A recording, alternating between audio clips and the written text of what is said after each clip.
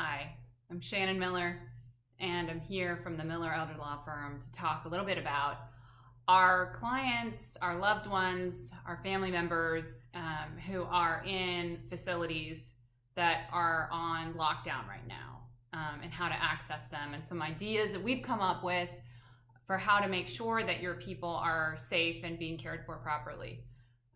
We know that facilities and their workers are doing a fantastic job of trying to keep us up to speed with how our loved ones are doing, still doing their jobs, and becoming our eyes and ears with how our people are doing. So we wanted to just give you just a few little tips. One thing that we've been doing with our clients who are inside and have family members contacting us and saying, help, I don't know what to do. I haven't heard from my mom in 3 weeks, and normally I hear from her every day, or I see her every day. Our suggestion number one is to ask for a care plan meeting. And what that may entail is all of the people who would be the CNA, the nurse, sometimes the doctor, the nutritionist, everybody, social workers, everybody involved with your loved one's care would come together and put this meeting for you. Whether it be by Zoom or in a conference call, to kind of assess where your mom is and what the plans are for her moving forward.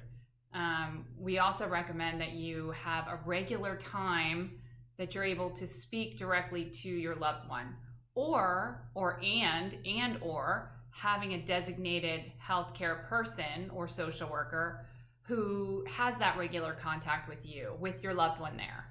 And then just asking a few of the same questions again and again, and that way preparing that person, your assigned contact, to have answers ready for things like, when did she last bathe, or have her nails trimmed, or her haircut, how is her skin, how's her hydration, is she sleeping okay? Does she seem depressed?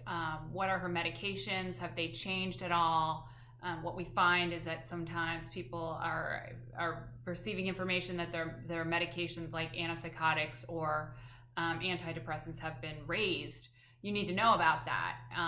I know it's super important to stay on top of medications and when things are being increased and that sort of thing. So that's an important question. Also, finding out, are they getting out of the bed? Making sure that they're participating in activities as much as possible. There are ways to visit our loved ones that don't entail physical contact. So we have clients who are in facilities, and the facilities are arranging to have visits through screened-in porches in the back, or bringing them to the lobby so that you and your loved one can at least speak to each other. Or through windows. We've seen that be very, very helpful. It just gives your people a little bit of love. I know for me, we have my grandmother's 102nd birthday is tomorrow. And we're doing a drive-by parade at her facility, which is very exciting. And it will be great for her, where they're actually letting us do some really kind of fun things for her. So we're excited for that. And so checking in with your facility, letting them know that you want more contact, and trying to set up those regular, either weekly visits or chats, or even more frequently with that designated person, I think is a really strong way to stay in touch. And also, to continue to have somebody who it can be your eyes and ears when you can't be there to see how she's doing. I think these are just a few little tips that we've come up with.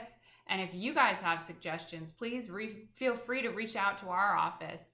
I know that right now, Department of Elder Affairs has a program for robot pets. So if you have somebody who's living in isolation, maybe not in a facility, and they want to get one of these robot pets, go on the Department of Elder Affairs and apply. There are also some really great programs through Elder Options with Alachua County that are providing just phone calls by trained individuals to make check-ins with our people who are out in the community.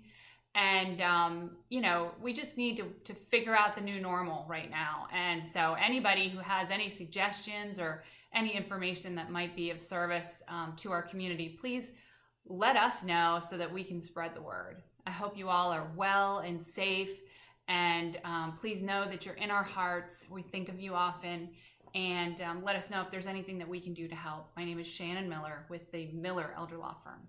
Thank you.